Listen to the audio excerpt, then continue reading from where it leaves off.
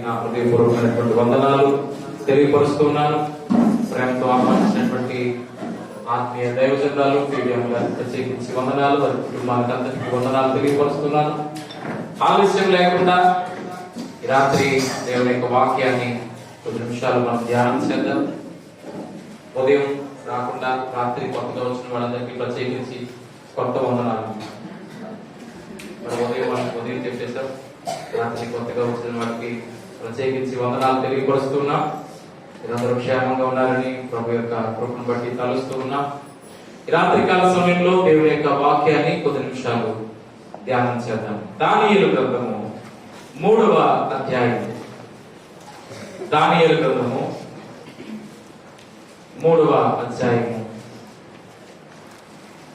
25వ వచనాన్ని చదువుతున్నాం. అందుకు రాజు నేను నలుగురు మనుషులు బంధకములు లేక అగ్నిలో సంచరించుట చూచుచున్నాను. వారికి హాని ఏమీయూ కలుగలేదు. 4వ వాని రూపము దేవతల రూపమును పోలినదని వారికి ప్రత్యుత్తరమిచ్చెను. హల్లెలూయా. ఒక అద్భుతమైనటువంటి సందేశాన్ని ఈ రాత్రి మనము వినబోతున్నాం. పిల్లరా గమనిద్దాం. చరిత్రలో చారిత్రాత్మకమైనటువంటి విశ్వాసపు విజయాలలో బాగా పేరొందినటువంటి విజయాన్ని ఈ రాత్రి మనం ధ్యానించుకోబోతున్నాం. ఏంటి ఈ విజయానికి ముందు జరిగింది ఉపోద్ఘాతం? చాలా షార్ట్ గా నేను చెప్తాను. నెబుకద్నెజరు అనేటువంటి ఒక రాజు ఉన్నాడు. నెబుకద్నెజరు రాజ్యం ఎలాంటి రాజ్యం అంటే బబులోను రాజ్యం.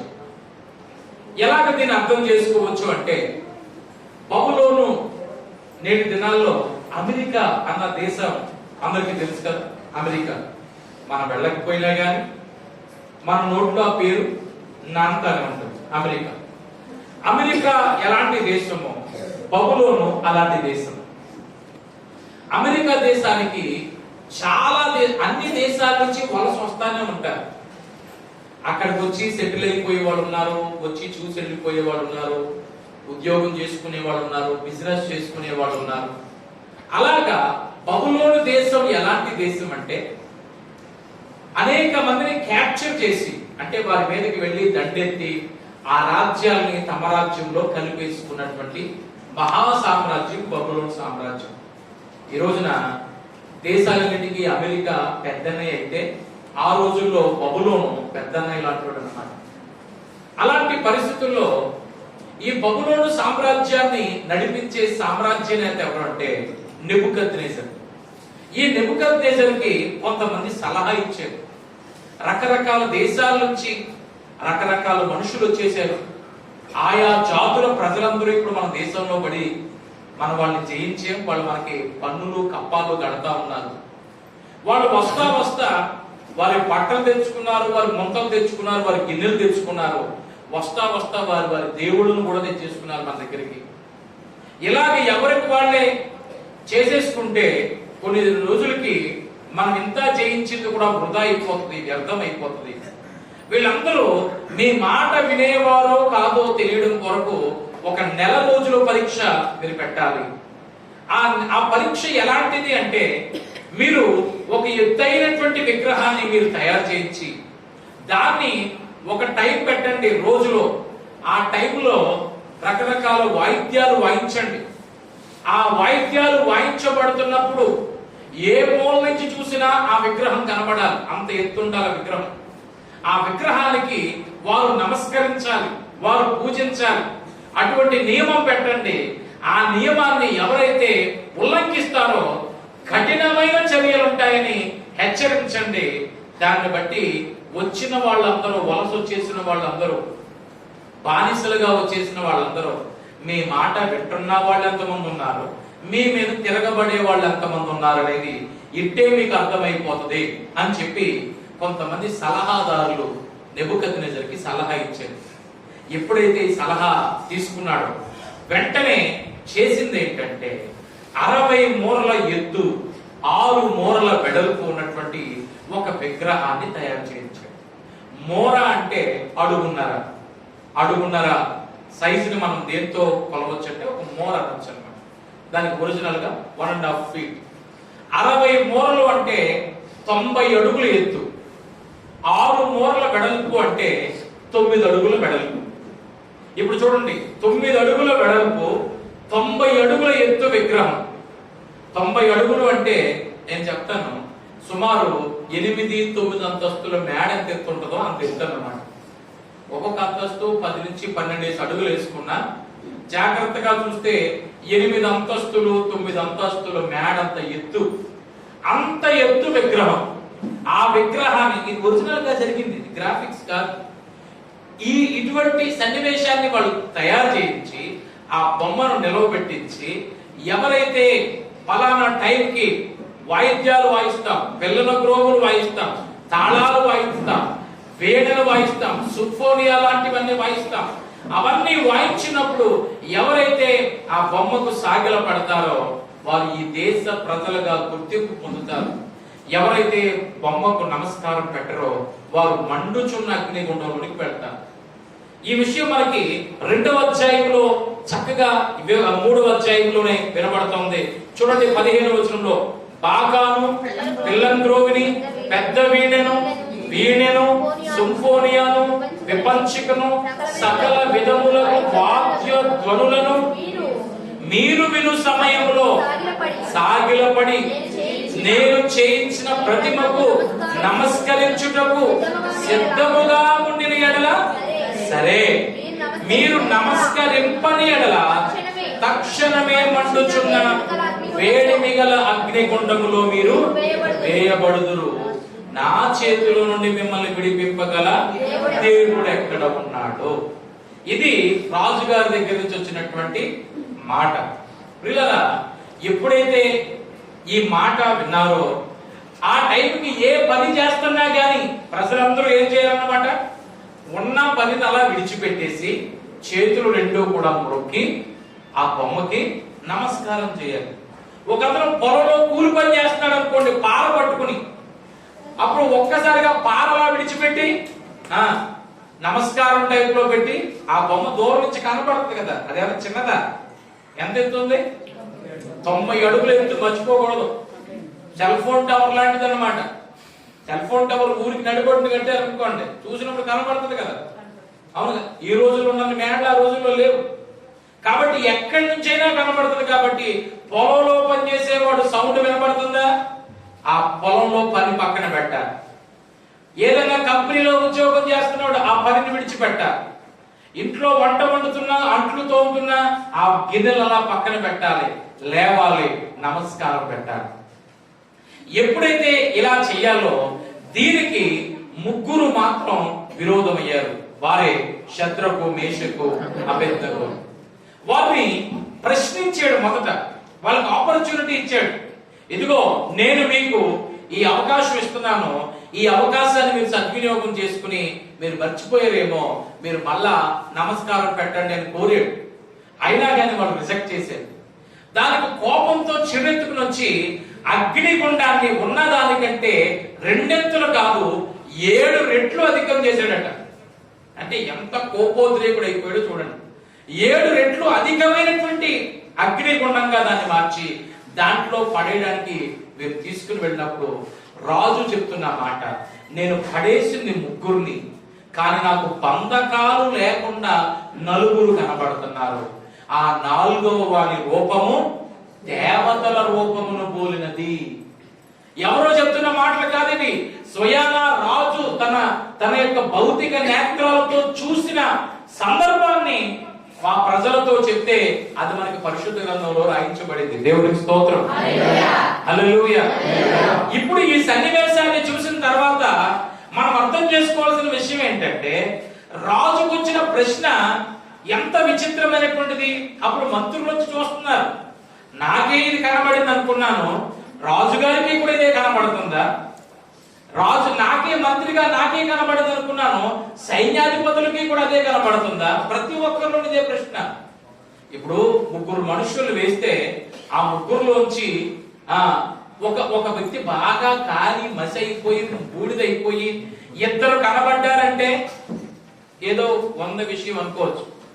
పోనీ ఇద్దరు మాడి మసి అయిపోయి ఒకడే మిగిలేడు చట్టం లేదు అంటే అందులోనూ ఏదైనా విశేషం ఉందేమో అని అనుకోవచ్చు ఆ వ్యక్తిలో. కానీ విచిత్రం ఏంటంటే వేసింది ముగ్గురిని, కనబడుతుంది నలుగురు. హల్లెలూయా. వేసింది ఎంతమందిని? అయితే గీతే ఒకడో ఇద్దరు లేదా కనబడకూడదు, లేకపోతే మొత్తానికి ముగ్గురు కూడా కనబడకూడదు. కానీ నాలుగో వ్యక్తి కనబడటం ఏంటి? దేవునికి స్తోత్రం కలుగుతుంది. హల్లెలూయా.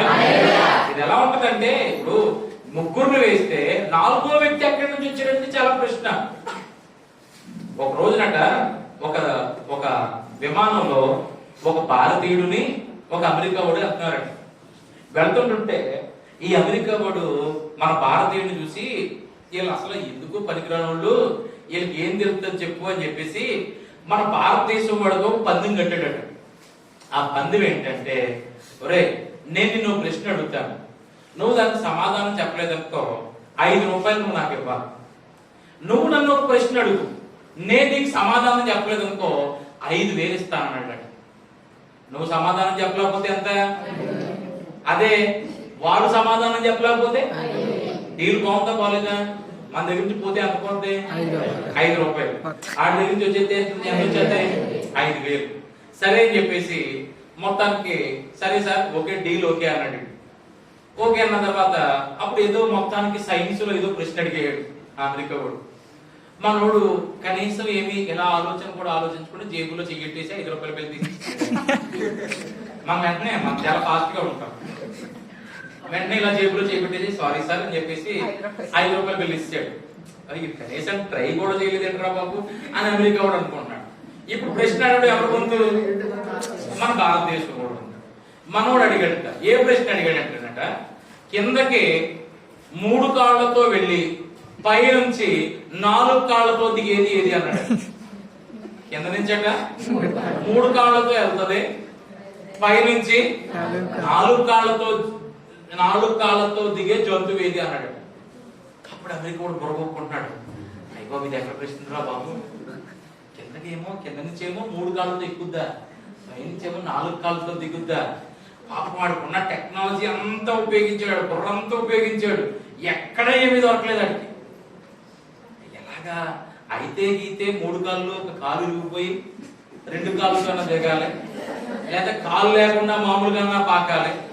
4వ కాలు ఎక్కడి నుంచి వస్తాయి, 4వ కాలు ఎక్కడి నుంచి వస్తాయి అనుకుంటూ పావు గంట తర్వాత, ఎంతసేపు తర్వాత? ఈ పావు గంట మన భారతీయుడు అస్సలు ఏమీ టెన్షన్ పడలేదు, హ్యాపీగా రిలాక్స్ గా వెనక జరపడున్నాడు. సమాధానం దొరికితే చెప్పడం పడుకున్నాడు.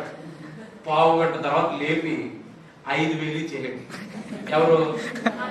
అమెరికా అయినా 5,000 ఇచ్చేసాడు. ఇప్పుడు అమెరికా వాడు అడిగిన ప్రశ్న ఏంటో తెలుసా? దానికి ఆన్సర్ ఏంటి చెప్పురా బాబు, ఇప్పటికన్నానే 3 కాళ్ళతో ఎక్కేది ఏంటి, 4 కాళ్ళతో దిగేది ఏంటి, నేను డబ్బులు ఇచ్చేసాను కదా ఇప్పుడైనా సమాధానం చెప్పరా అంటే మళ్ళీ మనోడు జేబులో 5 రూపాయలు బిల్ తీసేసాడు. కొంతమందికి అర్థమైంది, ఇంకా కొంతమందికి అర్థం అవ్వలేదు. ఇప్పుడు అమెరికా వాడు వంతు వచ్చింది. 3 కాళ్ళతో ఎక్కేది ఏంటి, 4 కాళ్ళతో దిగేది ఏంటి అని అనగానే మళ్ళా మనోడు ఏం చేశాడు? 5 రూపాయలు తీసేసాడు. డీల్ ఏంటి? సమాధానం కాదు, నేను చెప్పలేకపోతే 5 రూపాయలు, 5,000 అంటే దాని ప్రశ్న ఉందా లేదా ఎప్పుడు అలాంటి ఏం లేదు. ప్రియమైన వాళ్ళ ఇది అలాంటిది కాదు. నెబుకద్నెజరుకి ఎలా కనిపిస్తుంది అంటే, ఇప్పుడు నేను వేసిన 3 మనుషుల్ని, అయితే ఒకడు చనిపోయి 2 మిగలాలి, 2 చనిపోయి 1 మిగలాలి, లేక మొత్తం 3 చచ్చిపోవాలి, లేదా 3 బతుకుండాలి. అలా కాదు, నేను వేసింది 3 4వ వ్యక్తి కనబడుతున్నాడు. 4వ రూపం ఎలా ఉంది అంటే ముఖం అంతా ప్రకాశమానంగా ఉంది. ఆ ముఖం నేను గుర్తించలేకపోతున్నాను, అలాంటి రూపంలో ఉంది అని చెప్పి వారిని వెంటనే బయటకు తీసుకొని రావడం చూస్తాం. ప్రియులారా, ఎందుకు 4వ వ్యక్తిగా అక్కడ ఎవరు వచ్చారు అంటే ఖచ్చితంగా మనం చెప్పొచ్చు, మన ప్రభువే వారి మధ్యలోనికి ఆయన ఆ అగ్ని గుండంలో వారి మధ్యలోనికి సంచరించాడు. దేవుని స్తోత్రం. హల్లెలూయా. ఆయన తన దూతను ఎప్పుడూ మనకి తోడుగా ఉంచుతాడు. ఆయన నిత్యము కూడా ఎక్కడైతే ఇద్దరు ముగ్గురు నా నామమున ఏకీభవిస్తారో, జనం ఎక్కువ మంది రాలేదు, నేను అప్పుడే రాను అని అన్నట్టు ఆయన. ఒక రోజు ఒక ఆయన మీటింగ్ కి పిలిచి, సార్ పాటలు పాడతారా, మిమ్మల్ని పాటలు పాడటానికి పిలిచాం కదా, మీరు పాటలు పాడతారంటే నేను అప్పుడే పాడన్నాడట. ఏమండి ఎందుకు పాడండి, మిమ్మల్ని పాటలు పాడటానికి పిలిచాం కదా అంటే, జనం తక్కువ మంది ఉన్నారు నేను పాడన్నాడట. ఏమన్నాడట, జనం తక్కువ మంది ఉన్నారు నేను పాడను. మనలో కూడా కొంతమందికి పెద్ద సభలో ఫస్ట్ పాట ఇచ్చేస్తాం, అప్పుడే వద్దండి ఎందుకు ఫస్ట్ పాట ఎవరో ఎంత కదా, మన జనం అందరూ వచ్చిందంటే మన టాలెంట్ చూపిద్దామని కొంతమంది లోపల ఎక్కడో ఫిక్స్ అయిపోయి ఉంటారు.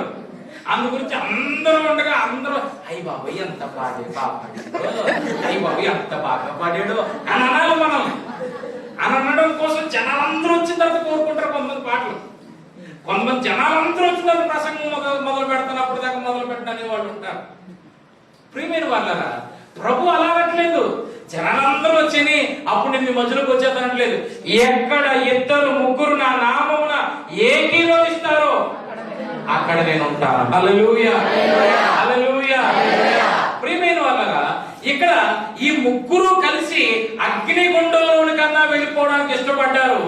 ప్రభువు వారి మధ్యలోనికి వచ్చేసాడు. ఎలాగా అంటే ఫోర్త్ మ్యాన్, నాలుగవ వాని రూపములో.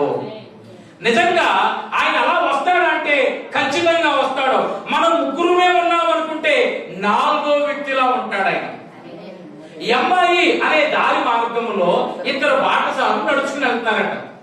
ఈ అమ్మాయి దారి మార్గం అంటే యెరూషలేము నుంచి ఇంకొక ఊరు వెళ్ళే దారి, ప్రక్క దారి. ఆ దారిలో ఇద్దరు బాటసారులు నడుచుకుని వెళ్తున్నారు. నడుచుకుని వెళ్తా ఉంటుంటే వీళ్ళు యెరూషలేములో జరిగిన సంఘటనలన్నీ మాట్లాడుకుంటున్నారు. అదే ఏం జరిగిందో తెలుసా, ఈ 2 రోజుల క్రితం నజరేయుడైన యేసు అనే ఒక ఆయన్ని సిలువ వేసేశారు. నజరేయుడైన యేసు అనే ఆయన ఎన్నో అద్భుతాలు చేశాడు, ఎంతో మందికి చూపునిచ్చాడు, కాళ్ళు ఇచ్చాడు, దురాత్మ నుంచి విడుదలిచ్చాడు, చనిపోయిన వారిని లేవనెత్తాడు అని ఆయనను సిలువ వేసి చంపేశారు అని ఇద్దరూ మాట్లాడుకుంటా ఉంటుంటే ఆ యెరూషలేము నుంచి ఇంకొక ఆయన వచ్చాడు మధ్యలోకి. ఆ యెరూషలేములో నుండి ఈయన ఇంకొక ఆయన వచ్చే మధ్యలోకి, ఏమండి ఎవరి గురించో మాట్లాడుకుంటున్నారండి, ఏంటండి ఏం జరిగిందండి అన్నాడు. నువ్వు వచ్చేదేమో యెరూషలేములో నుండి, మేము మాట్లాడుకుంటున్నాం, మాట్లాడినేమో యెరూషలేములో ఏం జరిగిందో మేము మాట్లాడుకుంటున్నాం. అసలు నువ్వు ఈ ఊరు వాడు కాదా, నువ్వు ఈ ఊర్లో ఏం జరిగిందో నీకు తెలీదా? ఒక మహానుభావుడు ఉండేవాడు, ఆయన ఎంతో అద్భుతమైన వాక్యాలు ఇచ్చేవాడు, ఎంతో అద్భుతమైన స్వస్థతలు చేసేవాడు. ఆయనని ఈ యూదులందరూ, రోమా ప్రభుత్వం అందరూ కలిసి దారుణంగా సిలువేసి చంపేసేసారు అని మాట్లాడుకుంటుంటే, అవునా అండి, ఆయన ఏం చేసేవాడండి అని అడగడం, వాళ్ళు చెప్పడం, వాళ్ళు కొన్ని అడగడం, ఈయన కొన్ని చెప్పడం, ఇలాగ మాట్లాడుకుంటూ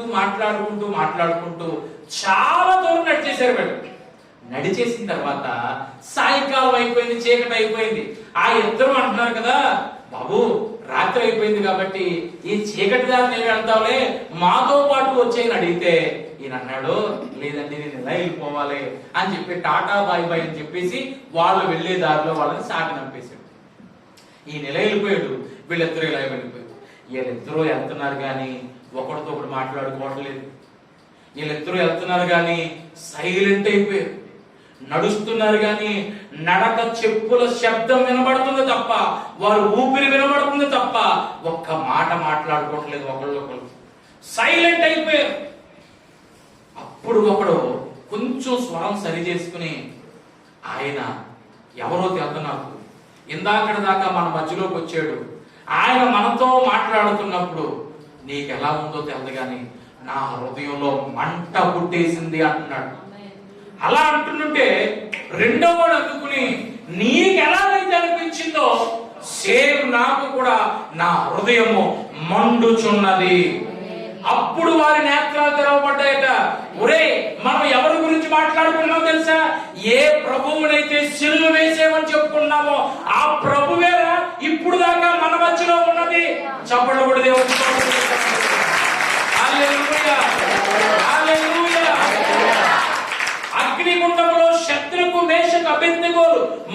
ముగ్గురైతే వారి మధ్య నాలుగో వాడిగా ఉన్నాడు. ఎమ్మాయి దారి మార్గంలో నడిచేది ఇద్దరైతే వారి మధ్య మూడో వాడిగా ఉన్నాడు. ఉదయం మాట్లాడుకున్నాం, ఒక రాత్రంతా యాకోబు ఆయన పాదాల దగ్గర పెనుగులాడితే ఒక్కడు ఉండిపోయిన చోట ప్రభువు రెండో వాడిగా ఉన్నాడు. దేవుని స్తోత్రం. ఆయన ఎలాంటి వాడంటే, నీవు 5గురు ఉన్నామనుకో ఒక స్థలంలో 6వ వ్యక్తిగా ఉంటాడు, 7గురుగా ఉన్నామనుకో 8వ వ్యక్తిగా ఉంటాడు, 110 మంది ఉన్నారనుకో 111వ వాడిగా ఉంటాడు, 10 మంది ఉంటే 11వ వాడిగా ఉంటాడు. ఈ రాత్రి ఇక్కడ మనం ఒక 100 మందికి కూర్చున్నాం, 101వ వ్యక్తిగా ప్రభు మన మధ్యలో ఉన్నాడు. హల్లెలూయా, హల్లెలూయా. మన ప్రశ్న ఏంటంటే, ఆయన ఈ జనుల మధ్యలో, అంటే ఈ అగ్ని జ్వాలల మధ్యలోనికి ఆయన రావాల్సిన అవసరం ఏంటి? ఆయన ఎక్కడో ఆకాశ మహాకాశమును దాటి ఆయన తన సింహాసనాన్ని విడిచి ఆయన ఎందుకు రావాలి? ఒక్క మాటతో ఆయన సెలవిస్తే చాలదా? ఆకాశమా కలుగుము, భూమి కలుగుమని నోటి మాట ద్వారా పలికేడే, వెలుగు కలుగును గాక అని పలకగా వెలుగు కలిగిందే. ఒక్కసారిగా వీరి బంధకములు తెగిపోవును గాక, అగ్ని చల్లారిపోవును గాక అంటే చల్లారదా? వారి మధ్యలోనికి రావాలా? ఎస్. మన దేవుడు ఎలాంటి వాడంటే, ఆజ్ఞాపించడానికి కొరకు కాదు గాని దేన్ని ఆజ్ఞాపిస్తాడంటే సృష్టిని ఆజ్ఞాపిస్తాడు. కానీ మనిషికి అవసరత వచ్చినప్పుడు మాత్రము ప్రభువే దగ్గరుండి చక్కబెడతాడు. దేవునికి స్తోత్రం కలుగును. హల్లెలూయా. ప్రభువే మన మధ్యలో ఉంటాడు. సృష్టికి మనిషికి దేవుడిచ్చినటువంటి వ్యత్యాసాన్ని చూడండి. అదే ప్రభువు ధోని మీద వెళ్తున్న సమయంలో ఆ అమరమున తలవాల్చుకుని పడుకున్నప్పుడు భయంకరమైన తుఫాను చెలరేగగా, గాలి చెలరేగగా శిష్యులు అన్నారు, ప్రభువా మేము నశించిపోతున్నాము, నీకు చింత లేదా అని అడిగితే లేచి లేవగానే ఆ గాలిని చూసి నిశ్శబ్దమై ఊరుకుండము అన్నాడు. అంతే. మాట ఆజ్ఞాపించాడు. ఆజ్ఞాపించేది ఎవరిని? సృష్టిని. కానీ మనుష్యుల మధ్యకు వచ్చి సహాయం చేసేది మాత్రము మనిషికి ఇచ్చేటువంటి విలువ. ఒక అధికారి వచ్చాడు, అయ్యా నా కుమార్తె చావ సిద్ధమై ఉన్నది, ఆమెను బ్రతికించుటకు రమ్ము ప్రభు అంటుంటే ఆయన ఇదిగో నేను వస్తాను పద అన్నాడు. ఈ వచ్చే దారిలో సరిగ్గా వస్తా ఆగిపోయాడు ప్రభు. ఎందుకు ఆగిపోయాడబ్బా అంటే, ప్రభు అంటున్నాడు ఆగిపోయి, ఎవరు నన్ను ముట్టుకుంది అని అడుగుతున్నాడు. ఓ పక్కనేమో అధికారి కంగారు, ప్రభా రా ప్రభా, నా కూతురు చచ్చిపోయేలా ఉంది, రా ప్రభా అని ప్రభుని ప్రాధేయపడుతుంటే ప్రభు ఒక్కసారి ఆగిపోయి, ఎవరు నన్ను ముట్టుకుంది? పేతురు అంటాడు, ఏంటి ప్రభా ఎంతమంది గుంపులుగా వస్తున్నాం, ఎవరిదో కాలు తగలదా, ఎవరిదో చెయ్యి తగలదా, నీ వస్త్రానికి ఏదో తగులుతుంది, దానికి నువ్వు ఇంత హడావిడి చేస్తావు ఎందుకు అన్నట్లుగా మాట్లాడాడు.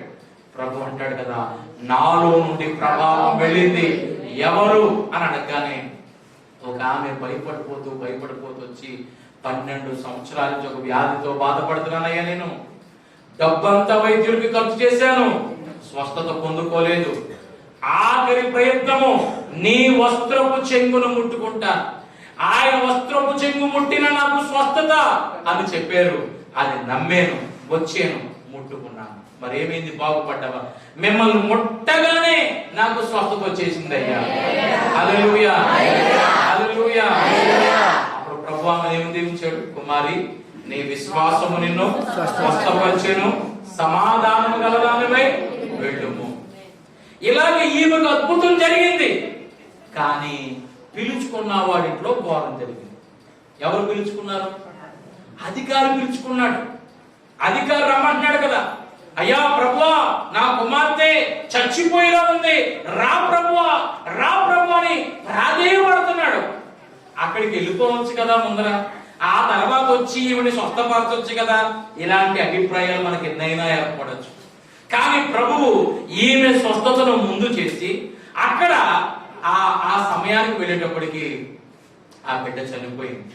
ఆ బిడ్డ చనిపోయేటప్పటికి అక్కడ రకరకాల టీములు వచ్చేసాయి. ఏంటా టీములు అంటే, పిల్లను బ్రోవులు వాయించే బృందం వచ్చారట. గొల్లు చేసే బృందం వచ్చారట. ప్రియులారా గమనించండి, మరణించిన వారి దగ్గర మనము కాస్తంత వెరైటీగా ఏడుస్తాం మన ప్రాంతాల్లో.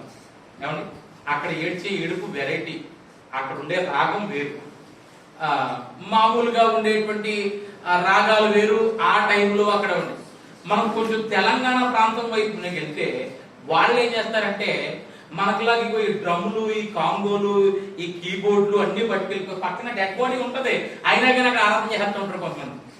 అక్కడ కొన్ని చోట్ల కొన్ని విధానాలు. ఈ యూదుల దగ్గర ఉన్న వింతైనటువంటి ఆచారం ఏంటంటే ఎవరన్నా మరణిస్తే ఫస్ట్ వీళ్ళు వచ్చేస్తారంటే ఎవరైనా పిల్లల గ్రోగులు వాయించేవారు, ఫ్లూట్ వాయించేవాళ్ళు ఒకరు, వీళ్ళతో సెపరేట్ బ్యాండ్ అన్నమాట. ఇలాగే ఇంకొక వాళ్ళు ఉన్నారు, గొల్లు చేసేవాళ్ళు, అయ్యయ్యో అయ్యయ్యో అని చెప్పేసి గట్టిగా ఏడ్చేటువంటి వాళ్ళు ఉంటారు. వీళ్ళందరూ వచ్చేసారు. ప్రభు రావడం ఆలస్యమైంది. అక్కడికి వచ్చేటప్పటికి పెద్ద నానా హంగామా హైరాణ జరిగిపోతుంది. అప్పుడు ప్రభు అన్నాడు, నాకు కొంచెం స్థలం ఇవ్వండి, ఆ చిన్నది నిద్రించుచున్నది కానీ ఆమె మరణించలేదు. అపహాస్యం చేశారట. అంటే మేము పని లేక ఫ్లూట్ అట్టుకొచ్చేమా, మేము పని లేక గొల్లు చేయడానికి వచ్చాము ఇక్కడికి, ఆ అమ్మాయి నిద్రపోతుందా, ఇప్పుడు నువ్వు వెళ్ళి లేపుతావా? అపహాస్యంగా మాట్లాడారు. కానీ సృష్టి విషయంలో నోటి మాటతో శాసించిన ప్రభు ఇక్కడ మాత్రము ఆ చంటి బిడ్డను సజీవురాలుగా చేసి బయటికి తీసుకొచ్చాడు. దేవుని మనిషి విషయమై దేవునికి ఉన్న శ్రద్ధ మరొక మనిషి కూడలేదు ఈ రోజు. హల్లెలూయా. ప్రభువు ఎలాంటి వాడు అంటే ఆయన వాగ్దానం చేసిన మాట ఎంత అద్భుతమైన మాట అంటే ముదిమి వచ్చునప్పుడు కూడా నేను నిన్ను ఎత్తుకుంటాను. హల్లెలూయా. చంటి బిడ్డలను ఎత్తుకోగలం, వాళ్ళు యవనస్తులైన తర్వాత ఎత్తుకోగలమా? ఇప్పుడు తిరిగి వాళ్ళ వల్లనే ఎత్తుకోగలరా? ఎత్తుకోలేరు. వృద్ధాప్యం అనేటువంటిది ఒక భయంకరమైన పరిస్థితి. దాన్ని తట్టుకోవడం ఆ మనుషులకి చాలా కష్టం, దాన్ని అర్థం చేసుకోవడం చిన్న పిల్లలకి ఇంకా కష్టం. ప్రియమైన వారు, అలాంటి వృద్ధాప్యంలో దేవుడిస్తున్న ఆదరణకరమైన మాట ఏంటంటే ముదిమి వచ్చు వరకు నేను ఎత్తుకున్నవాడను నేనే. హల్లెలూయా. అంటే ఎవరు ఉన్నారు, ఎవరు లేని ఎప్పుడు బాధపడకయ్యా, బాధపడకమ్మా, నేను నీకు తోడుగా ఉన్నాను. సమస్యలలో ప్రభు ఎలాంటి వాడంటే నేను ఇక్కడి నుంచి నేను అలా పంపిస్తాను, అలా జరిగిపోద్ది అనేవాడు కాదట. నీ ప్రక్క నుండి రెండవ వ్యక్తిలా కార్యం జరిగించేవాడు ఆయన. హల్లెలూయా. హల్లెలూయా. ప్రియులారా, ఆయన ఎందుకు వచ్చాడు అంటే ఆయన వాగ్దానం చేశాడు కాబట్టి వచ్చి తీరుతాడు. ఆయన వాగ్దానం ఏమని చేశాడు? యెషయా గ్రంథము 43వ అధ్యాయం, యెషయా గ్రంథము 43వ అధ్యాయం 2వ వచనం చదువుకుందాం. నీవు జలములలో పడి దాటినప్పుడు నేను నీకు తోడయ్యుందును, నదులలో పడి వెళ్ళినప్పుడు అవి నీ మీద పొర్లి పారవు, అగ్ని మధ్యను నడుచున్నప్పుడు కాలిపోవు, జ్వాలలు నిన్ను కాల్చవు. ప్రభు వాగ్దానం ఇస్తున్నాడు.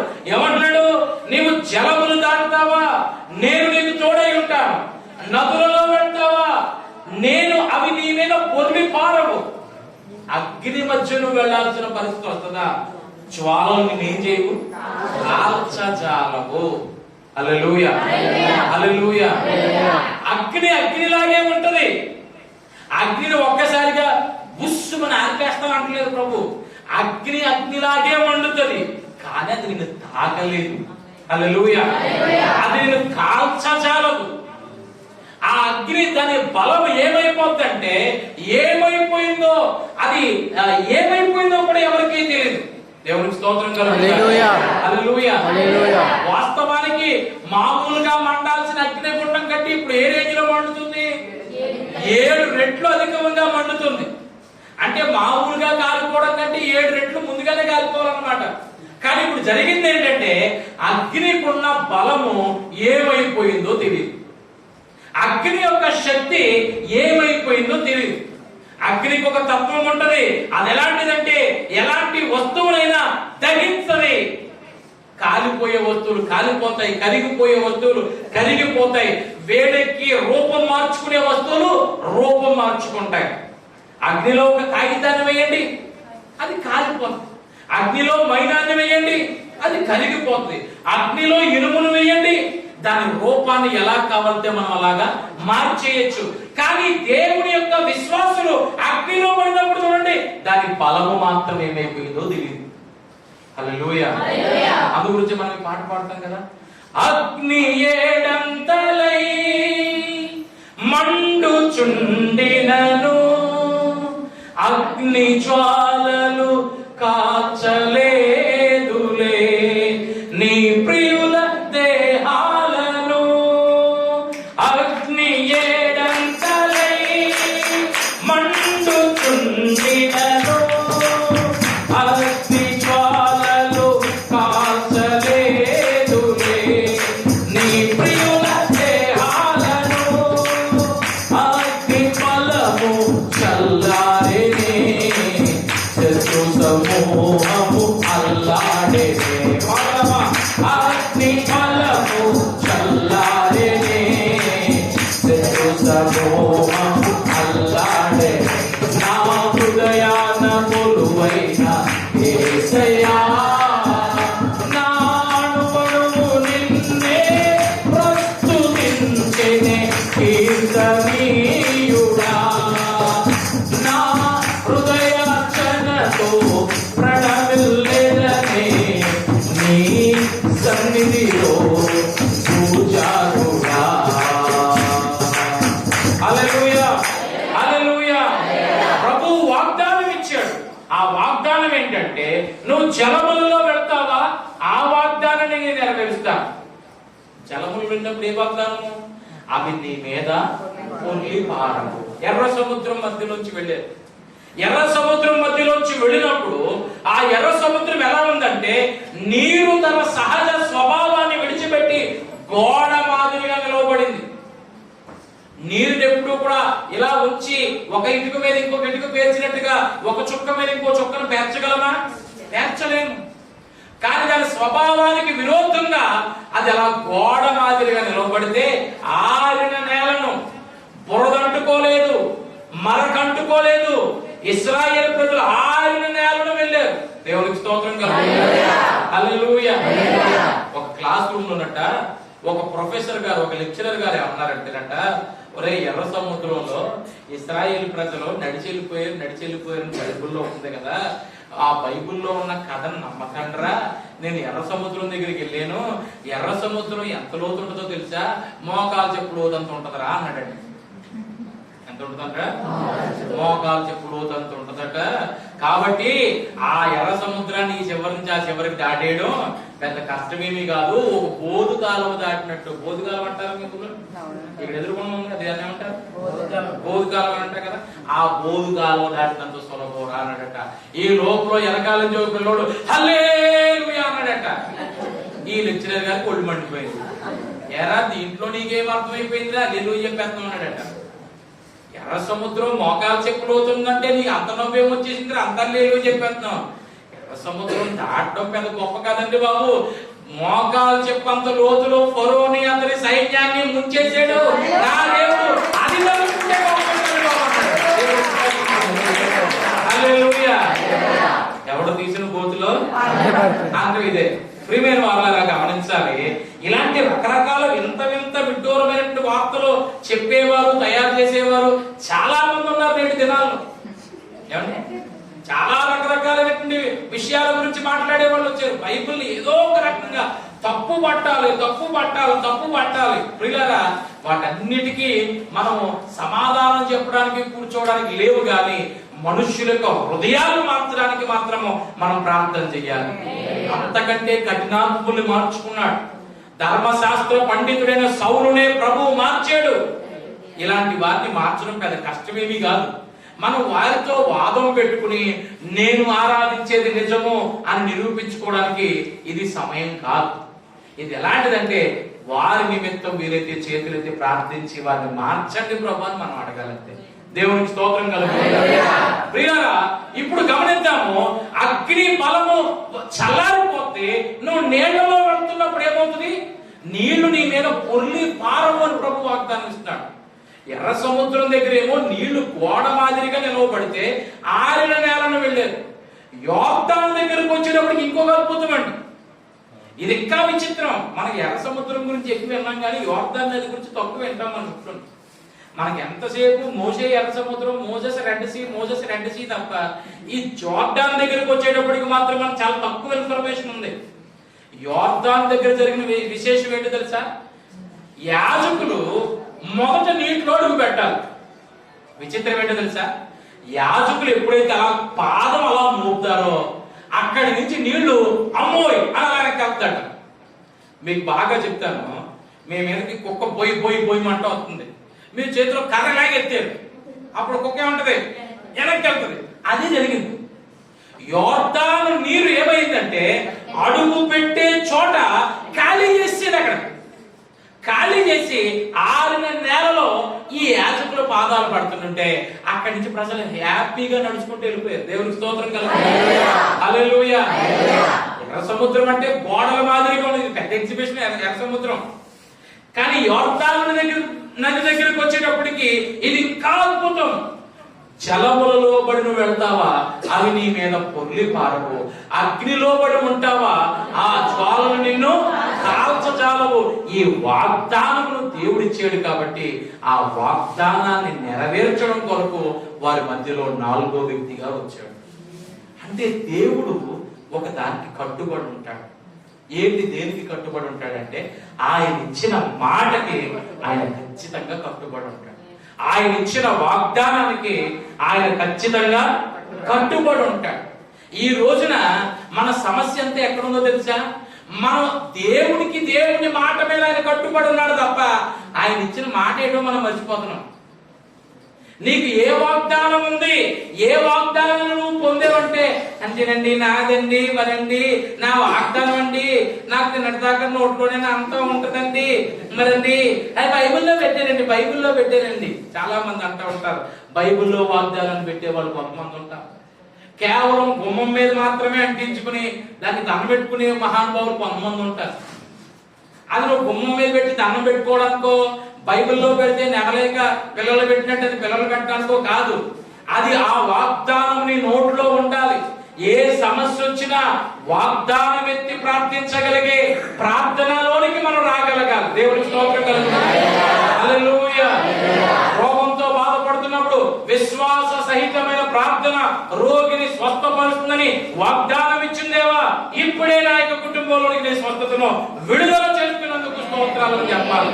అతను పొందిన దెబ్బలలో మనకు స్వస్థత కలుగుతుందని వాగ్దానం ఇచ్చిన దేవా, నీవు పొందిన గాయాలలో నా పిల్లవాడికి, నా భర్తకి, నా భార్యకి, నా తండ్రికి, నా తల్లికి స్వస్థత కలుగును గాక అని మనం ప్రకటించగలగాలి. హల్లెలూయా. రోగాన్ని గురించి నువ్వు ప్రార్థించేటప్పుడు దాని నిమిత్తమై దేవుడిచ్చిన వాగ్దానాన్ని ఎత్తి ప్రార్థించాలి. ఇంకో చోటకు వచ్చి అక్కడ సమస్యతో బాధపడుతున్నప్పుడు దాని నిమిత్తమై దేవుని ఏమి వాగ్దానం ఇచ్చాడో దాని నిమిత్తం ప్రార్థించాలి.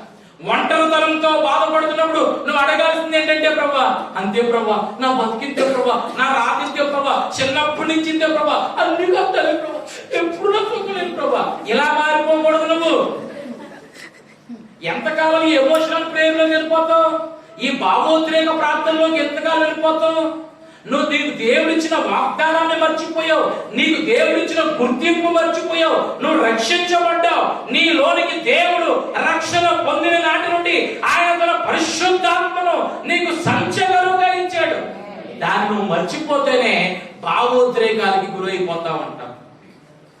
అది నువ్వు గుర్తించుకున్న రోజు ఏమని ప్రార్థన చేస్తావు? ప్రభా ప్రభా ఈ రోజు నేను ఒంటరిగా ఉన్నానేమో, కానీ నీ వాక్యంలో సెలవిస్తున్నావు ప్రభా, వారిలో ఒంటరైన వాడు 1000 మంది అవుతాడు, ఎన్నిక లేని వాడు బలమైన జనం అవుతాడు. వాగ్దానాలు మనం గుర్తు పెట్టుకోగలగాలి. దేవునికి స్తోత్రం కలుగుతుంది. హల్లెలూయా, హల్లెలూయా. ప్రియమైన వారలారా, దేవుడు వాగ్దానాలు ఎన్నైనా గాని అవన్నీ క్రీస్తు యేసునందు అవునన్నట్టుగానే ఉన్నాయి.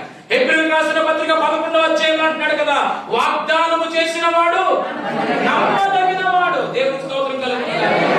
ఆయన మాట ఇచ్చి దాన్ని తప్పిపోయేవాడు కాదు, దానిని నెరవేర్చేవాడు. చూడండి, హెబ్రీయులకు రాసిన పత్రిక 11వ అధ్యాయము 23వ వచనం. మోషే పుట్టినప్పుడు 23వ వచనం, 11వ అధ్యాయము 10వ అధ్యాయం 23వ వచనం. వాగ్దానము చేసిన వాడు నమ్మదగిన వాడు కనుక మన నిరీక్షణ విషయమై మనం ఒప్పుకున్నది నిశ్చలముగా పట్టుకుందుము. దేవునికి స్తోత్రం కలుగుతుంది. హల్లెలూయా. ఆయన వాగ్దానాన్ని మాత్రం మర్చిపోవద్దు. చిన్నప్పుడు ఎప్పుడో యోసేపుకు దేవుడు ఒక కళ రూపంలో చూపించాడు. ఏంటా కళ? నీ పనేమో మధ్యలో నిలవబడుతుంది, నీ అన్నగారుల పనులన్నీ నీ వైపు తిరిగి సాష్టాంగ నమస్కారం చేస్తున్నాయి. ఇది కళ. ఈ కళకు ఉన్నటువంటి తత్వం ఏంటంటే, పాపం దేవుడిచ్చింది అద్భుతమైన కళ. యోసేపు దాన్ని రివీల్ చేశాడు. దాన్ని రివీల్ చేయడం వల్ల కష్టాలు వచ్చాయి. ఆ కష్టాల్లో నుండి దేవుడు ఎక్కడ తీసుకున్నాడంటే వాగ్దానము నెరవేర్చే రోజులోనికి తీసుకున్నాడు. ఒకానొక సమయంలో ఇతడు ధాన్యాగారం అంతటి మీద, దేశం అంతటి మీద అధికారిగా ఉన్నప్పుడు అతని సహోదరులందరూ కూడా వచ్చి, అయ్యా మేము పలానా ఊరి నుంచి వచ్చాం, పలానా దేశం నుంచి వచ్చాం, మాకు ధాన్యాన్ని అమ్మవలసిందిగా కోరుకుంటున్నామని ప్రాధేయపడ్డారు. తనకి చిన్నప్పుడు ఏదైతే కల వచ్చిందో అది ఒక వాగ్దానము. ఆ వాగ్దానము నెరవేర్పనేది యోసేపు తన జీవితంలో చూశాడు. దేవునికి స్తోత్రం కలుగుతుంది. హల్లెలూయా, హల్లెలూయా. కాబట్టి ప్రియమైన వారలారా, దేవుడు నీకు ఇచ్చిన వాగ్దానాన్ని నువ్వన్నా మర్చిపోతావేమో గాని దేవుడు మర్చిపోయేవాడు కాదు. మీ సంఘంలో మరి వాగ్దానము మీరు పొందుకున్నారో లేదో నాకు తెలీదు. పొందుకున్నారా? ఎప్పుడు పొందుకున్నారు?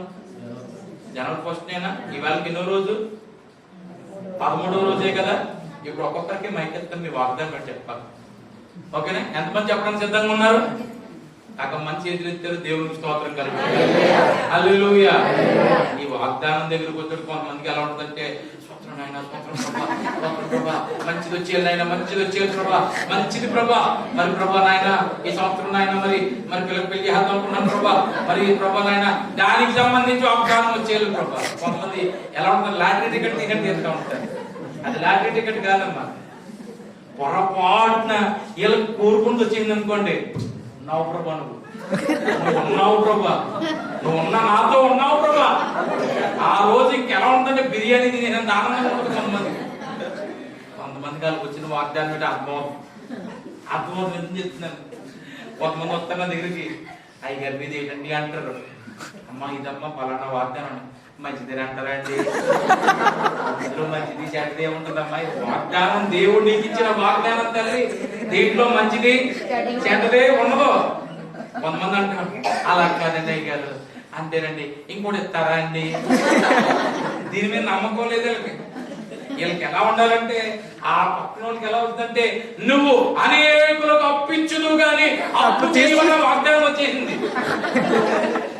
మరి వీళ్ళకి ఏమొచ్చింది? నన్ను అడుగుము, భూమిని దిగంతము వరకు సొత్తుగా నీకు ఇచ్చేస్తానంటుంది. నాకు ఇది పెద్ద అద్భుతం. మన సిచ్యువేషన్ కి తగినట్లుగా సింక్ అయిపోవాలి కొంతమందికి వాగ్దానం. అప్పుడే నమ్ముతాం. ఉన్నావు ప్రభా, నువ్వు ఉన్నావు ప్రభా అంటాం. అప్పుడు మనం కొంతమందికి సిచ్యువేషన్ ఒకటి, పరిస్థితి ఒకటి, వచ్చిన వాగ్దానం ఒకటి, నమ్మబుద్ధి కాదు.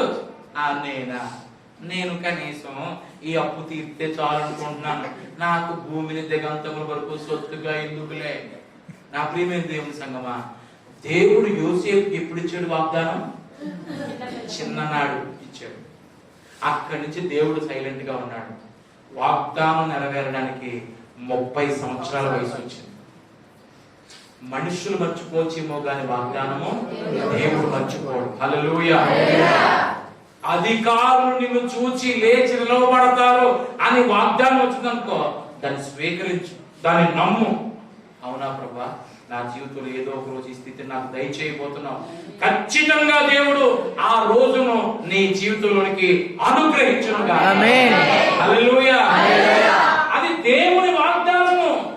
అగ్ని జ్వాలల మధ్యలోనికి 4వ వ్యక్తిగా ప్రభు ఎందుకు వచ్చాడు అంటే, ఇట్ ఈస్ హిస్ ప్రామిస్. అది ఆయన వాగ్దానము. ప్రియమైన వారలారా, వాగ్దానమును నిలవబెట్టుకోవడానికి దేవుడు ఎప్పుడు కూడా ఆయన మన మధ్యలో చేసేవాడే ఉన్నాడు. రెండో మాట చెప్తారు. మొదటిది వాగ్దానం చేసినందుకు వారి మధ్యలోకి వచ్చాడు. రెండవ మాట, వీరి విశ్వాసాన్ని సిగ్గుపడనివ్వకుండా నిమిత్తము ప్రభు వారి మధ్యలోకి వచ్చాడు. మళ్ళా దానియేలు గ్రంథంలో 3వ అధ్యాయంలోకి వచ్చేసి ఈ దానియేలు గ్రంథం తీర్థం కొంచెం కష్టమండి అయ్యలేదు. అందుకే బైబిల్లో మనకు ఒక ఎర్ర తాడు చూడండి, ఈ చేతికి కట్టుకుంటాం కాదు, ముందు తీసిన వచనం దగ్గర ఒక తరలో పెట్టేసామంటే మన రూట్ వచనం అన్నమాట. మనకు అసలైన వేరు వచనం ఇది. దానియేలు గ్రంథము 3వ అధ్యాయం వీరి విశ్వాసం ఎలాంటిదో ఒక మాట. హల్లెలూయా.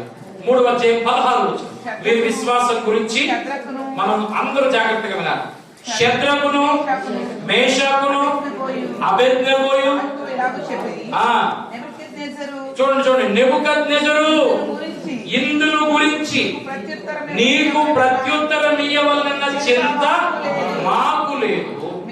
మేము సేవించుచున్న దేవుడు మండుచున్న వేడిమి గల ఈ అగ్నిగుండములో నుండి మమ్మును తప్పించి రక్షించుటకు సమర్థుడు.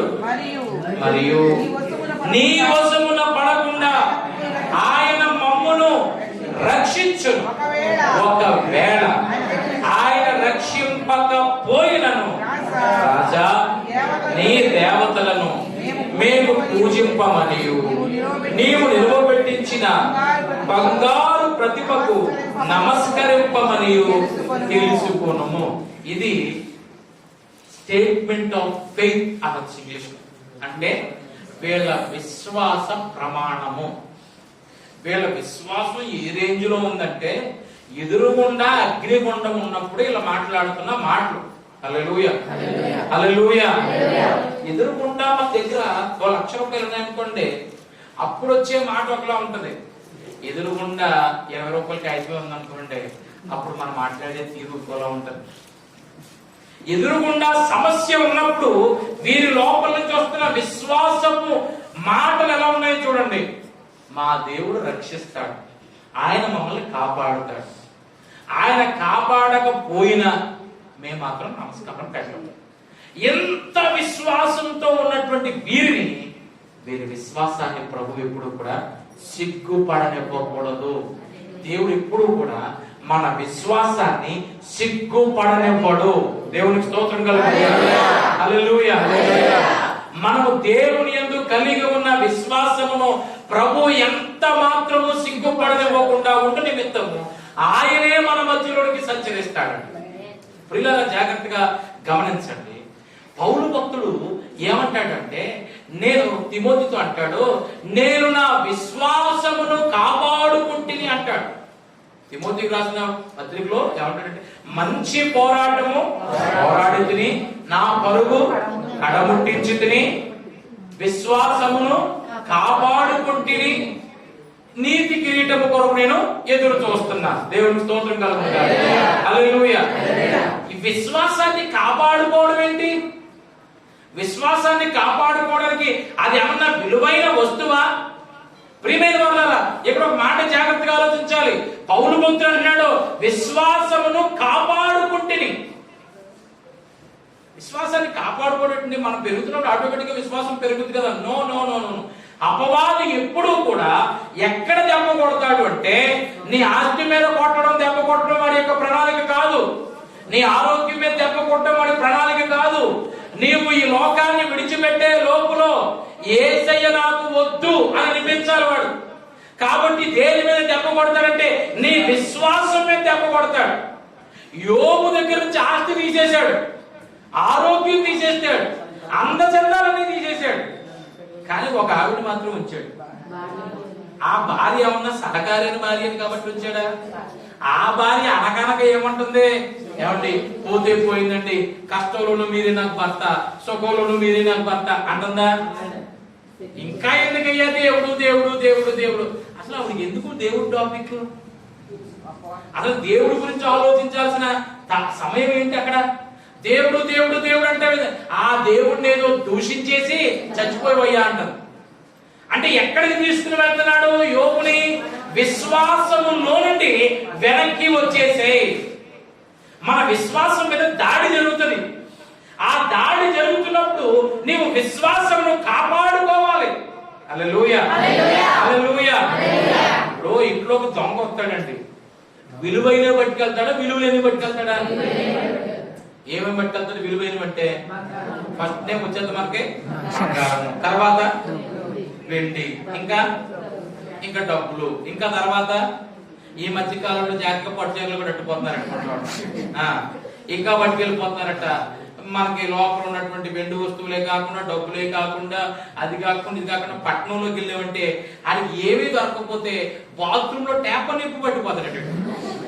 పట్టణాల్లో ఉన్నటువంటి దొంగలు ఏ దొరికితే పట్టణాల్లో బైకుల్లో పెట్రోల్ దొంగతనాలు చేస్తుంటారు. అది పట్టుకుపోయి వాళ్ళు కొంతమంటారు, ఇది పట్టుకుని వెళ్ళిపోయి వాళ్ళు కొంతమంది ఉంటారు. పట్టణాల్లో రుబ్రోలు కూడా లోపల పెట్టుకుంటారు, అపార్ట్మెంట్ లోపల పెట్టుకుంటారు. ఎందుకంటే రుబ్రోలు కొత్త పట్టుకుపోతారు. అంతే అండి, ఏది దొరికితే అది.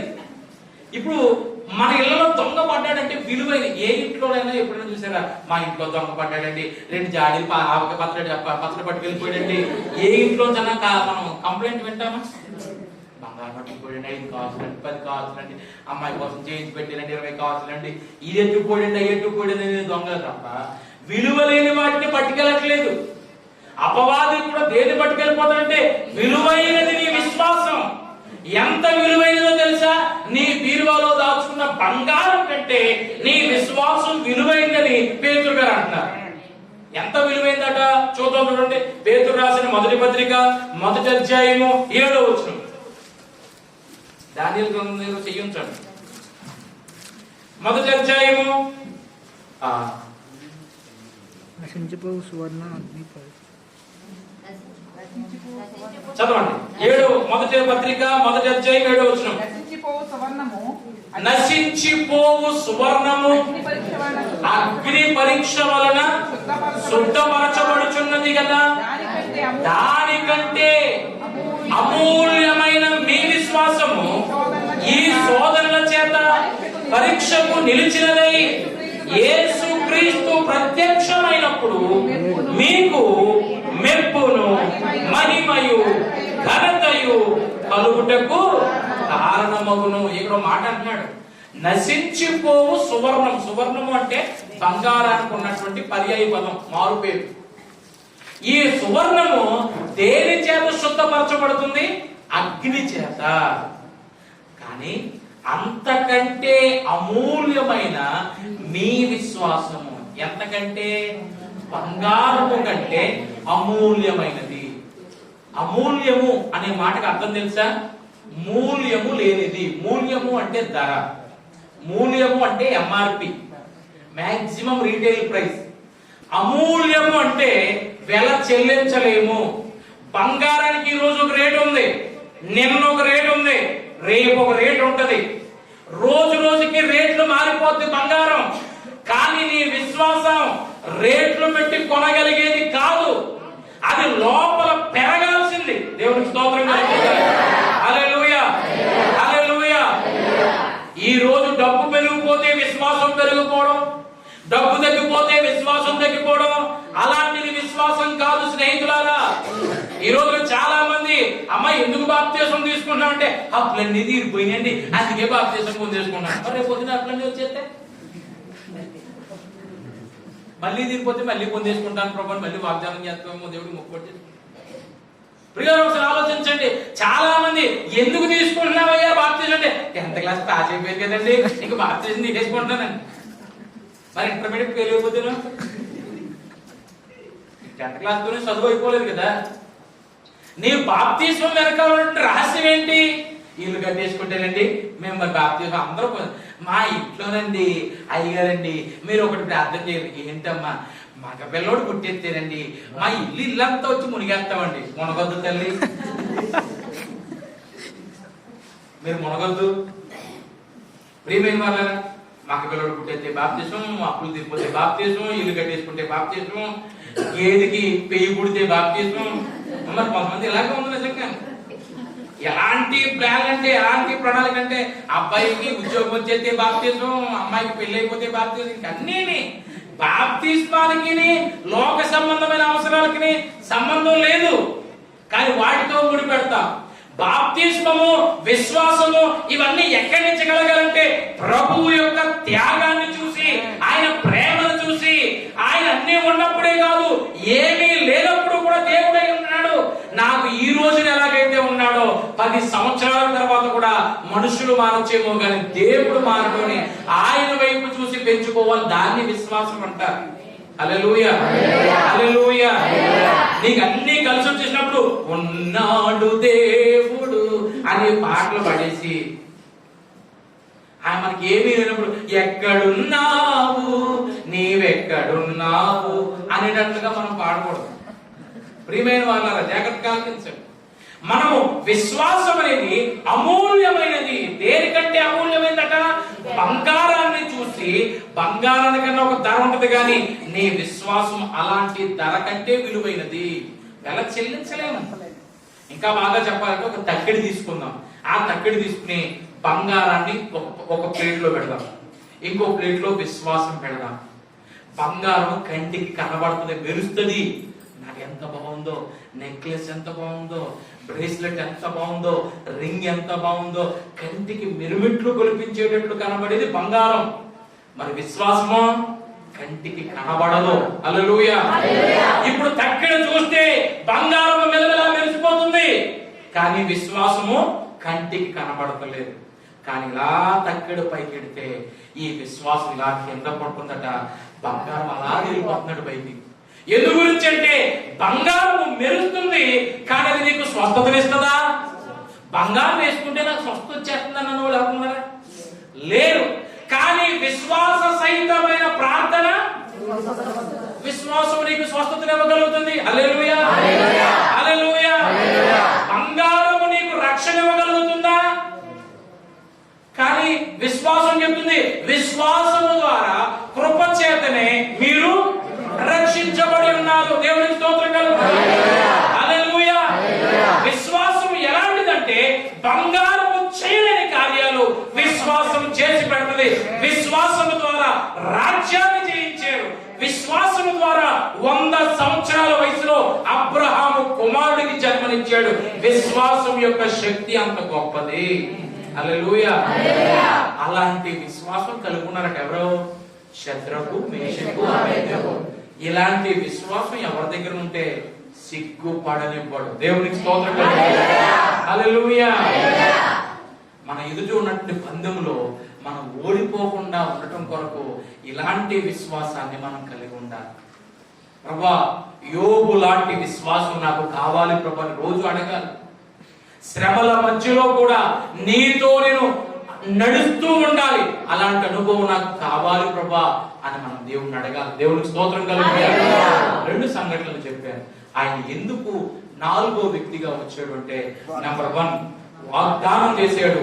వాగ్దానాన్ని నిలవబెట్టుకోవడానికి ప్రభు వారి మధ్యకు వచ్చాడు.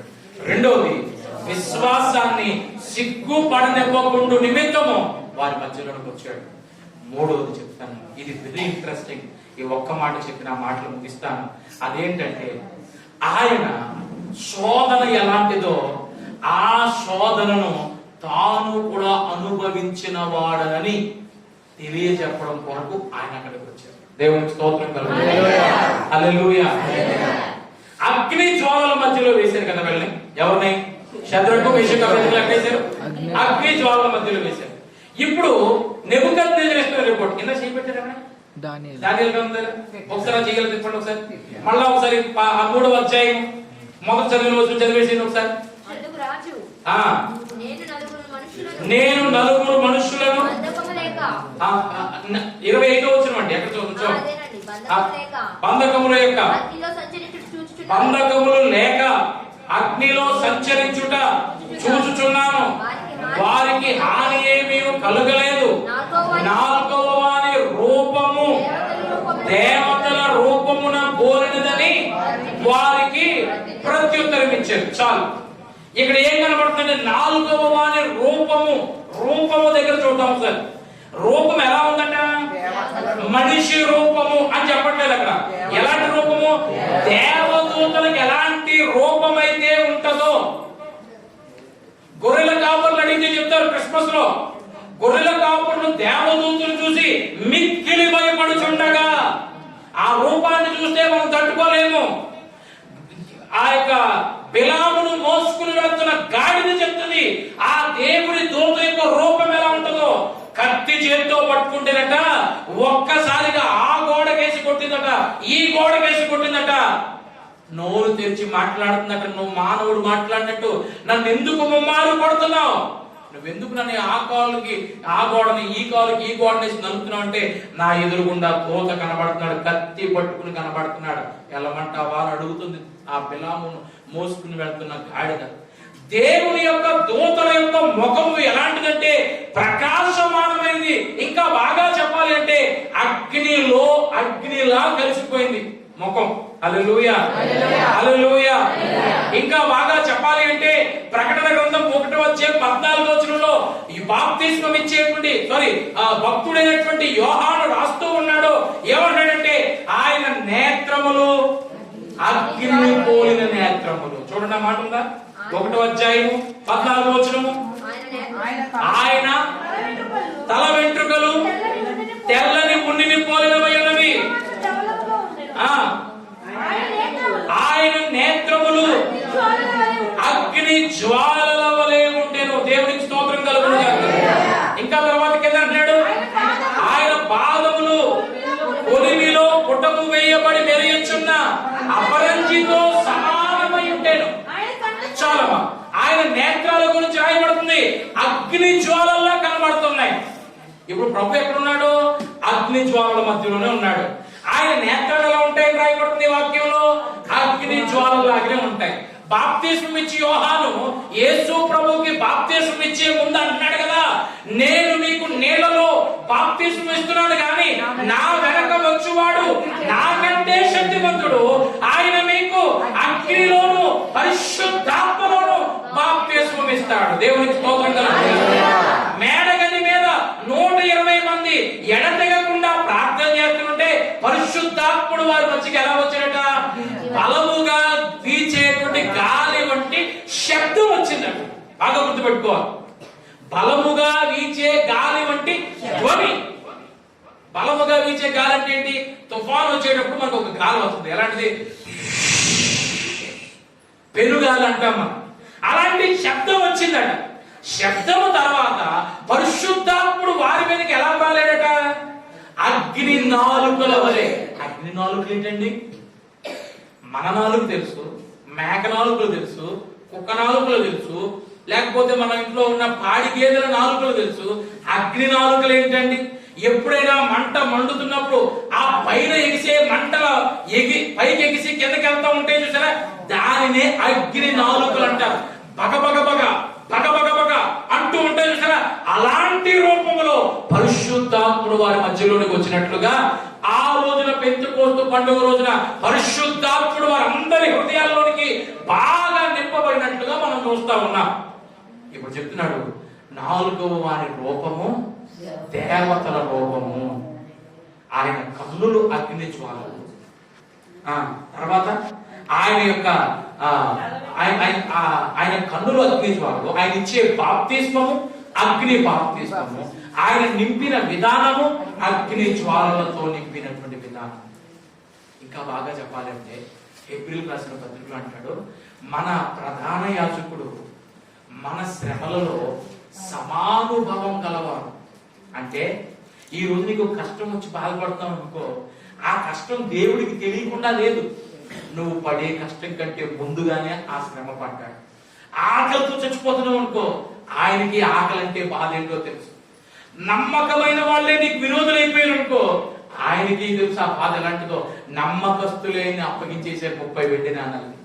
నువ్వు ఏ కష్టం గుండా, ఏ పెయిన్, ఏ నొప్పి గుండా వెళ్తున్నావో ప్రభువుకి ఆ శోధన అంటే ఎలా ఉంటుందో, ఆ బాధ అంటే ఎలా ఉంటుందో తెలుసు. శద్రకు మేషకు అభ్యర్థిగా అనుకుంటున్నారు, ప్రభా మేము అగ్నిగుండంలో ఉన్నాం ప్రభా, ఆ బాధ నీకు తెలుసా ప్రభా అంటే, లేదు నాన్న, నేను కూడా మీతో పాటు అగ్నిగా మారిపోయి వచ్చాను చూడండి, నేను కూడా మీతో సమానుభవం గలవాడనే తప్ప మీకొక శ్రమ కలిగి అది నేను అర్థం చేసుకోలేని వ్యక్తిని కాదు అంటున్నాడు. చిన్నపిల్లోడు అమ్మా జ్వరం అమ్మా, అమ్మా చెవిపోటు వచ్చేస్తుందమ్మా, అమ్మా చెవిపోటు వచ్చేస్తుందమ్మా అంటే బయట నుంచి మనం ఏం చేయగలం? అయ్యో అయ్యో అయ్యో అనగలం తప్ప ఇంకేం చేయలేం. ఆ బాధ మనది కాదు, ఆ బాధ పిల్లోడిది. ఎవరికన్నా కాలు విరిగిపోయి ఆ బాధ రాత్రుల్లో ఒక్కోసారి పొడుస్తా ఉంటది వాళ్ళకి. అమ్మా అమ్మా అమ్మా. కొన్నిసార్లు కొన్ని క్యాన్సర్ గడ్డలు వచ్చి లోపల నుంచి ఆ నొప్పిని తట్టుకోలేక అమ్మా అమ్మా అంటుంటే ఆ బాధ మనం అనుకుని అయ్యో ప్రభా ఏంటి ప్రభా ఎంత కష్టం, ఏంటి ప్రభా ఎంత కష్టం అంటాము గాని ఆ నొప్పి తాలూకు బాధ మనకి తెలియదు. కానీ మన ప్రభు అలాంటి వాడు కాదు. ఆ బాధ అనుభవిస్తున్న వారి కంటే ముందు అలాంటి బాధను అనుభవించాడు. నీకు ఎక్కడ దెబ్బ తగిలిందో చెప్పు, ఆ భాగం యేసయ్యను దున్నేసేరు కొరడాలతో. నీ తలలో బాధ ముళ్ళ కిరీటం పెట్టి ఆయన హింసించారు. ఆయన ముఖము పైన గుద్దారు. ఒకటి తక్కువ 40 కొరడా దెబ్బలు. ఆయన ఒళ్ళంతా దమ్ము చేరులో దమ్ము ట్రాక్టర్ ఎలాగైతే నాగలతో దున్నుతారో అలాగ కొరడాలతో దున్నేశారు. నీ సమస్య ఏంటో ఆయనకి తెలుసు. నీ కష్టంలో ఆయన పాలిభాగస్తుడు, ఎవరు పాలిభాగస్తుడు కాదు. కానీ ఆయన నీతో పాటు నీ శ్రమలో ఉండే దేవుడు ఆయన. హల్లెలూయా హల్లెలూయా. కాబట్టి ఈ రోజున మనం నేర్చుకుంటున్నాం 3 విషయాలు. మండుచున్న వేడిని గల అగ్నికుండంలో 4వ వ్యక్తి. ఆ 4వ వ్యక్తి ఈ రాత్రి మనతో పాటు మన కుటుంబంలోకి రాబోతున్నాడు. మనతో పాటు ఇక్కడి నుంచి ప్రార్థన ముగించుకుని ఆమేన్ అని ఇక్కడి నుంచి మనం వెళ్ళిన తర్వాత మనం ఎవరిని తీసుకుని వెళ్తామంటే, నాతో పాటు నేను ఒక్కడినే వచ్చానా, ఒక్కదాన్ని వచ్చినా, నాతో పాటు నా ప్రభువుని తీసుకుని వెళ్ళబోతున్నాను. నాతో పాటు మేమిద్దరు వచ్చేవా 3వ వ్యక్తిగా ప్రభు మా గృహంలోకి రాబోతున్నాడు. ఎందుకు నుంచి రాబోతున్నాడు? విశ్వాసాన్ని సిగ్గు పడనివ్వకుండా నిమిత్తం రాబోతున్నాడు. వాగ్దానమును నెరవేర్చడం కొరకు రాబోతున్నాడు. మన శ్రమలో ఆయనకి తెలుసు. ఆ శ్రమలలో ఆయన సైతం పాలిభాగస్తుడై ఉన్నాడు. కాబట్టి ఆయన రాబోతున్నాడు. మనం ఈ నిరీక్షణ కలవారమై ఉండాలి. ఏ శ్రమను చూసి మనం కృంగిపోకూడదు. విశ్వాసాన్ని కాపాడుకోవాలి. వాగ్దానాన్ని నమ్మాలి. ఈ కష్టం నా యేసయ్యకు తెలియకుండా లేదు, ఆయన కూడా నాతో పాటే ఉన్నాడు అన్న నమ్మికను మనం ప్రదర్శించాలి. కళ్ళు మూసుకుందాం. ప్రభు ఈ మాటలు దీవించును గాక. ఆమేన్. దయచేసి తల వంచండి. వీలైతే ఒకసారి మోకరించండి.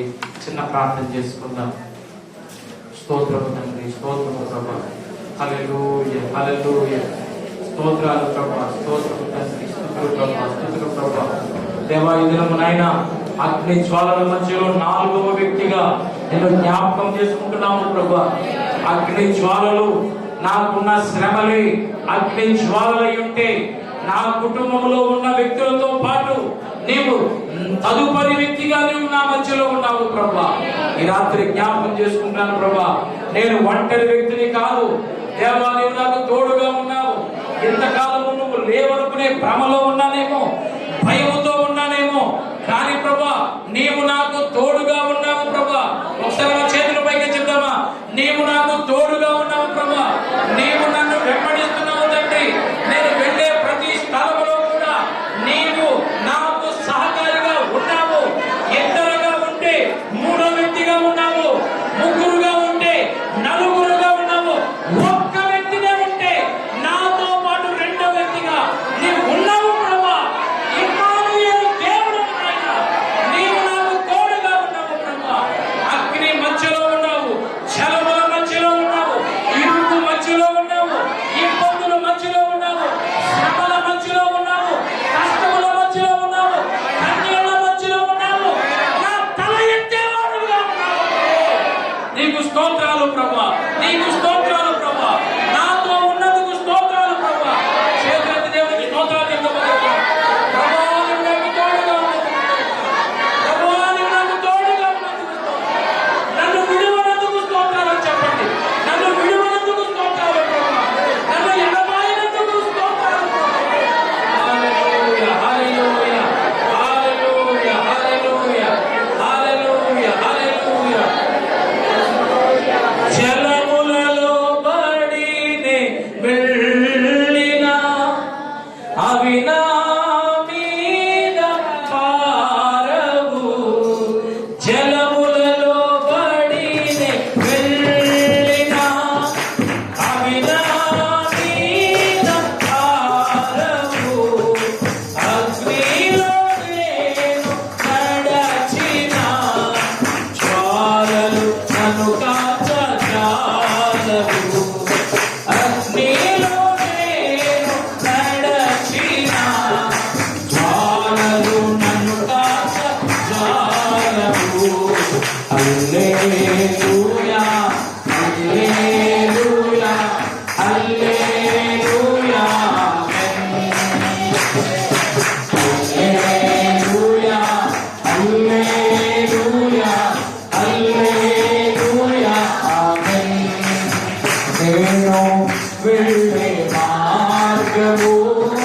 నా యేసుకే తెలియును. చెప్దామా? నేను వెళ్ళే మార్గము నా యేసుకే ఇంకొకసారి నేను వెళ్ళే మార్గము నా యేసుకే ఇంకొకసారి నేను వెళ్ళే మార్గము నా యేసుకే శోధించబడిన నీదట నేను సువర్ణమై మారెదను. శోధించబడిన నీదట నేను సువర్ణమై మారెదను. నేను వెళ్ళే మార్గము నా యేసుకే తెలియును. నేను వెళ్ళే మార్గము నా యేసుకే తెలియును. చెరవులలో పడితే వెళ్ళినా అవి నా మీద పారవు. చెరవులలో పడితే వెళ్ళినా అవి నా మీద పారవు.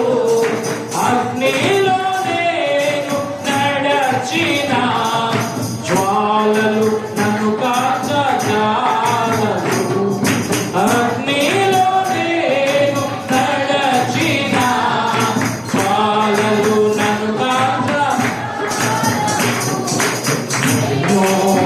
వెళ్ళే మార్గము నా యేసుకే తెలియును. చెప్పండి. నేను వెళ్ళే మార్గము నా యేసుకే తెలియును. హల్లెలూయా హల్లెలూయా హల్లెలూయా ఆమేన్. హల్లెలూయా హల్లెలూయా హల్లెలూయా ఆమేన్. హల్లెలూయా హల్లెలూయా హల్లెలూయా ఆమేన్. ఆమేన్. హల్లెలూయా హల్లెలూయా హల్లెలూయా ఆమేన్. ఆరాధన ఆరాధన ఆరాధన ఆరాధన ఆరాధన ఆరాధన ఆరాధన ఆరాధన. నీతి సూర్యుడా నిజమైన దేవుడా శక్తిమంతుడా సర్వశక్తిమంతుడా. నీతి సూర్యుడా నిజమైన దేవుడా శక్తిమంతుడా సర్వశక్తిమంతుడా. నీవు తప్ప ఎవరు నాకు లేరయ్యా. నిన్ను తప్ప వేరెవరిని పూజించనయ్యా. నీవు తప్ప ఎవరు నాకు లేరయ్యా. నిన్ను తప్ప వేరెవరిని పూజించు. నీవు తప్ప ఎవరు నాకు లేరయ్యా. నిన్ను తప్ప వేరెవరిని పూజించను. నీవు తప్ప ఎవరు నాకు లేరయ్యా. నిన్ను తప్ప వేరెవరు పూజించనయ్యా. నిత్యము నీ నామమునే స్తుతించెదను. నిత్యము నీ నామమునే స్తుతించెదను. నిత్యము నీ నామమునే స్తుతించెదను. నిత్యము స్తుతించె స్తుతి స్తుతి స్తుతి స్తుతి స్తుతి స్తుతి ఆరాధన. హల్లెలూయా హల్లెలూయా ఆరాధన. స్తుతి స్తుతి స్తుతి స్తుతి ఆరాధన. హల్లెలూయా హల్లెలూయా ఆరాధన. స్తుతి స్తుతి స్తుతి స్తుతి స్తుతి ఆరాధన. అందరూ హల్లెలూయా హల్లెలూయా చేతులు పైకెత్తి చప్పట్లు కొడదాం. స్తుతి స్తుతి స్తుతి స్తుతి ఆరాధన. హల్లెలూయా హల్లెలూయా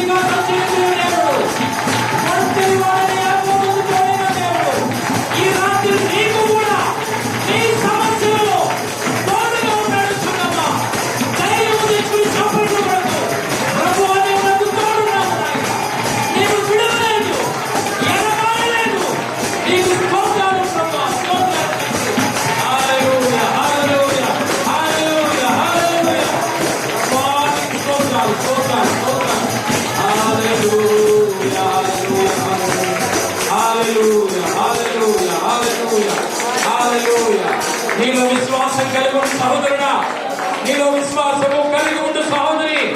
భయము రానివద్దు. భయం ఉన్న చోట విశ్వాసం పని చేయదు. భయము కలిగి ఉంటే విశ్వాసము పదును పెట్టబడలేదు. విశ్వాసము ఉన్న చోట భయము చోటు లేదు. విశ్వాసము ఉన్న చోట భయమునకు చోటు లేదు. విశ్వాసం ఉన్న చోట అపవాదికి చోటు లేదు. విశ్వాసం వీరుడుగా, విశ్వాసం వీరురాలుగా నీవు ఉండాలని దేవుడు పిలుచుకున్నాడు. హల్లెలూయా. రాత్రి కాలశంలో ప్రభువు మనకి ఆయన తోడుగా ఉన్న దేవుడిని జ్ఞాపకం చేస్తున్నాడు. నీకు సుఖం ఉంటే అందరూ కనబడతారు, కష్టములు కనబడేవాడని దేవుడు. ఎవ్వరు విడిచిన నేను విడువని దేవుడు, మరువని దేవుడు. ఎన్ని వాగ్దానాలు ఉన్నాయో అవన్నీ నీ కొరకు ఇచ్చాడు. ప్రతి వాగ్దానము నీదే. అరచేతుల్లో చెక్కుకున్నాడు. ఎవరు ఇవ్వగలటువంటి ప్రేమ అరచేతుల్లో చెక్కుకున్నాడు. చూడు, అరచేతుల్లో నిన్ను చెక్కుకున్నాను. పర్వతాలు తొలగిపోయినా, మెట్టలు తత్తరిగిపోయినా నా కృప నిన్ను విడిచిపోదని వాగ్దానం చేశాడు. ఒకటి తల్లి వారిని ఆదరించినట్లు యెహోవా వారిని ఆదరించును. తల్లైనా తన గర్భమున పుట్టిన బిడ్డను మరచులేమో కానీ నేను నిన్ను మరువనని వాగ్దానం చేశాను. ఆయన చేసిన ప్రతి వాగ్దానం మనకు ప్రార్థన చేద్దాం. రాత్రి కాల సమయంలో పరిశుద్ధుడా సకల ఆశీర్వాదములకు కారణభూతుడు అగ్ని జ్వాలల మధ్యలో 4వ వ్యక్తిగా ఈ రాత్రిని జ్ఞాపకం చేసుకున్నాము. మా స్థితి ఏదైనా మేము ఎంతమంది ఉన్నా మా తదుపరి వ్యక్తిగా నీవు ఉన్నాము. నిస్సహాయ స్థితిలో సహాయం చేయడం, వేదన పరిస్థితుల్లో కన్నీరు తుడవడం, రోగముల మధ్యలో స్వస్థపరచడానికి దేవా నీవే మా మధ్యలోనికి దిగి వస్తున్నందుకు స్తోత్రాలు. రాత్రి నాయనా నిన్ను మహిమపరిచి నీ దగ్గర నుంచి వర్తమానం మేము పొందుకుని ఉండగా ధైర్యం గలవాళ్ళు మేము వీళ్ళకు సహాయం చేయించాలి. భవిష్యత్తు మీద వేసినటువంటి తండ్రి అనుమానపు బేటలు యేసు నామములో లయపరచబడును గాక. నీ చేతుల్లో పెట్టబడుతున్న జీవితం నాయన నువ్వు విడిచిపెట్టవు, అనాథలుగా విడిచిపెట్టవు. ఆదరణకర్తగా ఈ లోకంలోకి వచ్చి ఉన్నావు. వాళ్ళు ఆదరిస్తూ ఉండండి, నడిపించండి. నీ పైన కలిగి ఉన్నటువంటి విశ్వాసం ఎన్నడూ సిగ్గుపడలేదు. ప్రభువా నీ కృపతో లేవనెత్తండి. ఈ సంఘాన్ని పరిచయను దీవిస్తున్నాను. యేసుక్రీస్తు నామములో ఈ సంఘం యొక్క సరిహద్దులు విశాలపరచబడును గాక. తూర్పు ఉత్తర పడమర దక్షిణ దిశల్లోనికి ఈ సంఘం యొక్క వైశాల్యము విస్తీర్ణమగును గాక. జనములు ప్రభువా నాయనా అయ్యా ఇదిగో తండ్రి అన్ని దిక్కుల నుండి పరుగులు పెట్టుకుని వచ్చి గొప్ప రోజులు దయచేయబోతున్నారు. దురాత్మ శక్తుల నుండి ఈ గ్రామం విడుదల పొంది ప్రభువా రక్షణలోనికి నడిపించబడును గాక. ఈ మందిర ఆవరణం వైపునకు దిక్కు చూచి ప్రార్థిస్తున్న ప్రతి ప్రార్థన నీవు విందువు గాక.